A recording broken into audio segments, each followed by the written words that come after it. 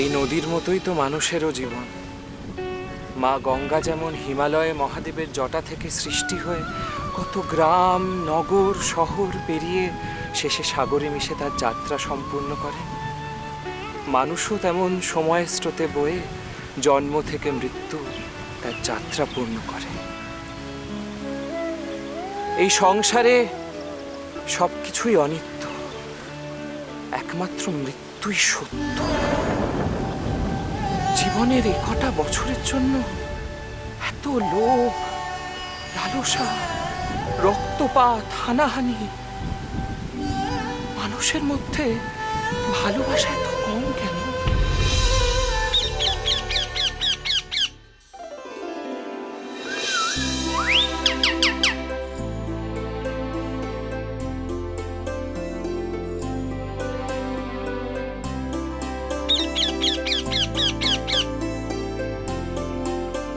কিরে, একবার ডাকতেই চলে এলি?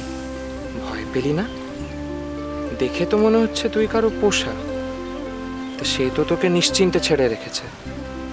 সে কে, কোথায়?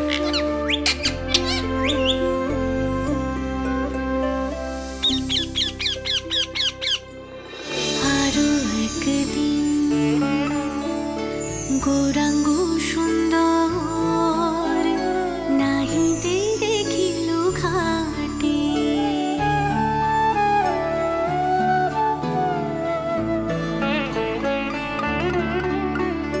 কোটি চাঁদ চিনি বদন সুছন্দ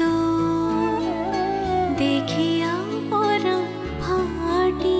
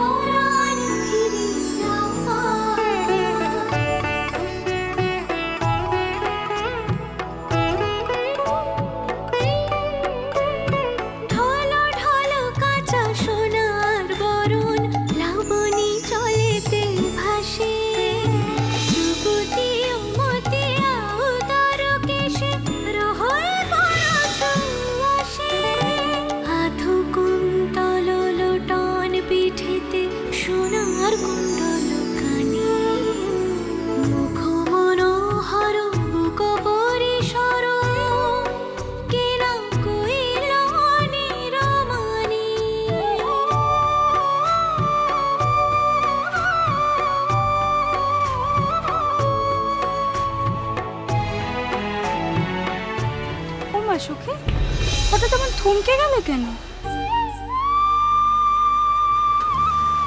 উনি কে রে, অমন করে তাকিয়েছেন? ও মা, তুই ওনাকে চিনিস না? আরে উনিই তো নিমাই পণ্ডিত রে।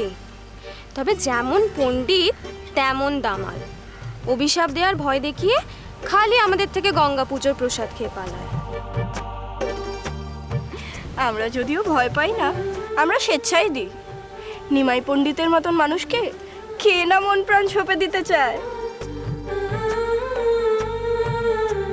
কিন্তু আমাদের যা পোড়া কপাল, প্রসাদ খাওয়া হয়ে গেলে আর আমাদের দিকে ঘুরেও চায় না। চল চল চল।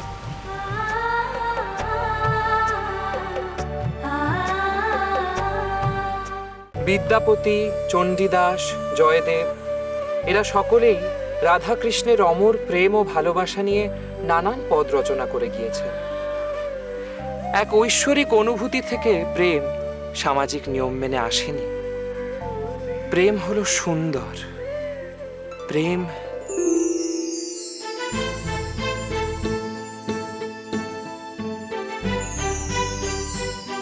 কি হয়েছে বলতে পণ্ডিত মশাইয়ের? বারবার পড়াতে পড়াতে কেমন অন্যমনস্ক হয়ে যাচ্ছেন। কি এত ভাবছেন বলতো? পণ্ডিত মশাই, আপনার কি শরীর খারাপ লাগছে? এমন তো করেন না অন্যদিন। সত্যি তো, পড়াশোনার সময় এমন অন্যমনস্ক তো আমি আগে কখনো হইনি। কি ভাবছে আমার ছাত্ররা? বারবার কেন এই মেয়ের মুখ মনে পড়ছে আমার? সে যেন সাধারণ নয়, সবার চেয়ে আলাদা। এর আগে তো কখনো কোনো মেয়েকে দেখে আমার মন এমন চঞ্চল হয়নি।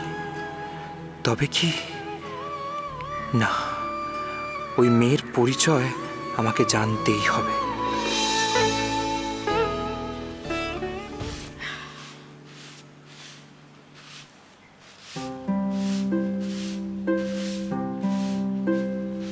ঈশান, এটা কি কাঁচা হয়েছে বাবা? যা ময়লা সবই তো কাপড়েই রয়ে গেছে, একটুও ফর্সা হয়নি। তোর আজকাল দেখছি কাজে খুব দায় সারা ভাব। মা, তুমি সে কবে থেকে ওই দুটো থান কাপড় ঘুরিয়ে ফিরে পরছো বলো তো? এইভাবে রোজ পরলে কি আর কাপড় নতুনের মতো সাদা থাকে?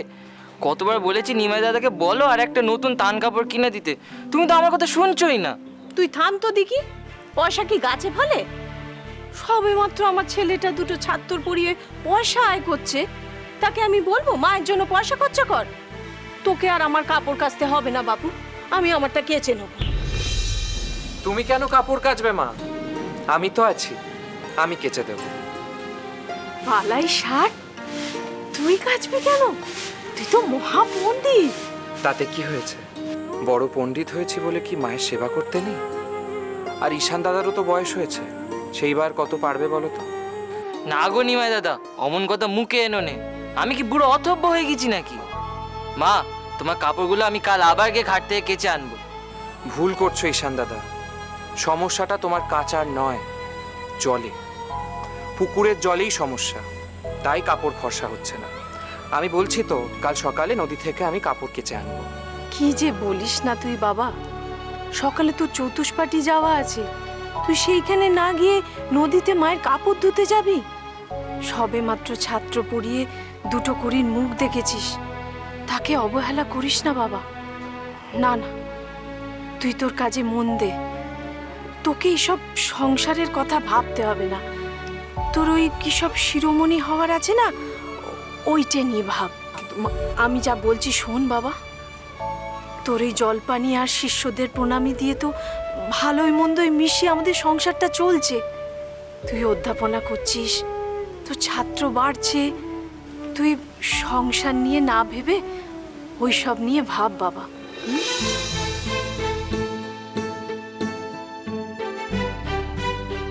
ভাবছি তো মা, এখন আমি সারা দিন ধরে শুধুই ভাবছি তার কথা। এক মুহূর্তের জন্য তাকে ভুলতে পারছি না। কেন এমন হচ্ছে আমার? নিমাই পণ্ডিতের মন তার বশে থাকছে না কেন? নদীর নিমাই, সোম থেকে শনি সন্ধে 7টায়, আকাশ 8-এ।